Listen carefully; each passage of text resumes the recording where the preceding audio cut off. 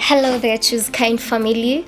Welcome back. It's been quite some time ever since my last video, and just sending some shout outs to everyone who has liked so far my videos, who is giving me their thumbs up, who is sharing, and above all, who is subscribing to my videos to get all the notifications of my videos that I always do. And for everyone who is new to this family, I'm your girl Waithirandwati, ready to take you through this journey of fun, learning, and above all, having a devotional time. You know what we do here, right? And today I just feel like my heart wants to speak to someone out there. I feel like this generation of ours currently, it has been called names. People don't see something good coming out of it yet. I think we are the leaders of tomorrow. But well, if you're listening to this message today, we might not be of the same age bracket perhaps, but you can actually maybe share to many people as possible to listen to the message I have today. Or even if you're watching this video right now and you know this message will help you, just give me a thumbs up and comment down below that I know that you always follow to my videos. Well, today I've come to talk about what a lot of people really struggle with a lot. Perhaps even you, as you listen to me, you've struggled with it. Even I myself have it, but today I just want to maybe give us a solution of what we can do to fight that. And it's the past. Well, you and I basically have a past that we've come from, and as I was doing my research, I found out that one thing that many people would actually pay a lot of money to get rid of is their past. Well, I don't know, but statistics just show that a lot of people, quite a number of people had a dark past. I don't know why it always happened that way, but one thing I know is that a lot of successful people, a lot of leaders, a lot of people we look up to, they had quite a past that they don't even want to talk about it. Some people just think of my past and you just think you can't even go on, and you think your life is just so miserable. And I think some people reached to a point and you're like, well, I'm just an example of poverty. Our family is just an example of a very good example to call something useless, and they never had something to actually motivate them to move on. But right now, well, you might be listening to me and you think I'm not the right person to tell you this, but I'm talking from a point of seeing someone breaking because of literally being a prisoner of their past. But simply because you and I have a past, I think we can all find a solution to get through it, to go through it, to actually hold someone's hand and walk with them past. Maybe people have gone through a lot that they don't even think they will ever move on. They don't even think they have a future or even a present. They're just lost. They're just so long lost. And today I've come to remind you there's a living hope, that there's a living future, there's greatness waiting for you out there, that you're meant to be a star in your own world. You're meant to be successful in your own ways. And I was watching a documentary of a certain company that just offers employment to people with disabilities, and it just quite caught my attention and made me so broken. And I was like, wow, it was so touching, it was so encouraging to see people with disabilities do what a normal person, like what you call a normal person, do.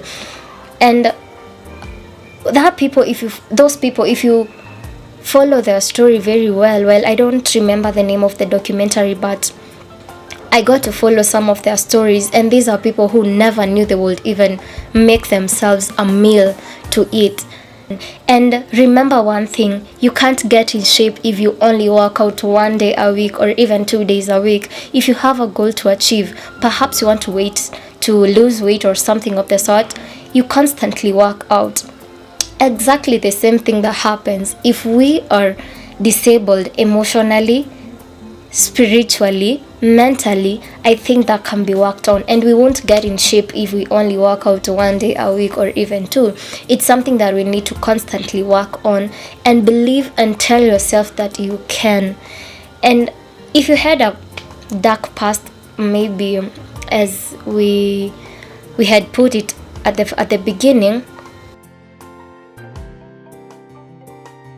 the past does not have the power nor the consent to dictate where you will ultimately end up. Trust me, it does not have the power, but you have the power to decide where you want to be. The successful people you see, or even those people you look up to, they have 2 legs. Do they? They have 2 hands, they have 2 eyes, they have 1 nose, they have 2 ears. Perhaps what they have that you don't have is the ability to do the things we always do. They go to luxurious hotels, they go to the most expensive spas, they use the most expensive cars, or even they have mansions and all. And you think you're not worth it. Actually, my goal is to make a voice that is voiceless to be heard. My purpose is to just make this generation, the people, to understand that even if this generation has been called out names, it still have a purpose. This generation still have a purpose to serve. I get to hear from most of my peers that they tend to blame maybe the generations that was there before. Perhaps you yourself have said this generation haina kitu ya kuleta, but then you know what my peers say, or even most of the people in my age say, that they blame the generation that was there before because they actually don't get motivation. If it comes to matters of education, they're like, awase hadi hawasomi, awase hawana future. And I tend to believe it's kind of true, because if you look at the motivation that is there, it's only based on the family boundaries, that I will only be motivated by my mom, I'll only be motivated by my dad and maybe siblings. But it's not like before, where you used to find that I'm a community's, I'm a society's child, that whenever I go wrong, I'll be corrected by a number of people. Today it's so different. Today it's so like it's you and your family alone. Like we have very limited motivation. And I want to inspire my peers out there that we don't need the motivation from social media. We don't need the motivation from other people. You know what? The motivation comes from within. It comes from you yourself, that you may even be able to even comprehend in your mind that whatever other people will tell you, it's going to be of worth, or it's even going to be of use. And I want to tell you to reach out to you. You're listening to me right now. If you look at 5 years or even a decade ago, you started a business and by bad luck it failed. You started a church and by bad luck it failed. You were in a relationship that never worked out. You had a family that you don't even know how it got lost, like you don't even know what happened, and it's just everyone just parted ways. You had friends that don't even remember you, they only remember you when you have cash. You have things that are just meaningless to you. That was a past. It might be dark, it might not, it may be as dreadful as, I don't know, and it might not be pleasant, it might not be admirable, but your future can be pleasant. Your future can be admirable. Your future can be, you can stand and people to applaud you. I know right now it might not make some sense, but trust me, there is a living God. Trust me, there is living hope. And I believe love can do better than law. So if you're watching this video and you know you can talk to someone, you can reach out to someone who thinks that they are just so meaningless, they're just so useless, know that the only thing they can do is just be used as a bad example. I think that will not work out. I think we have to create a generation that is positive, a generation that is so welcoming, a generation that that people can look at it and they say, wow, we just never thought this could happen.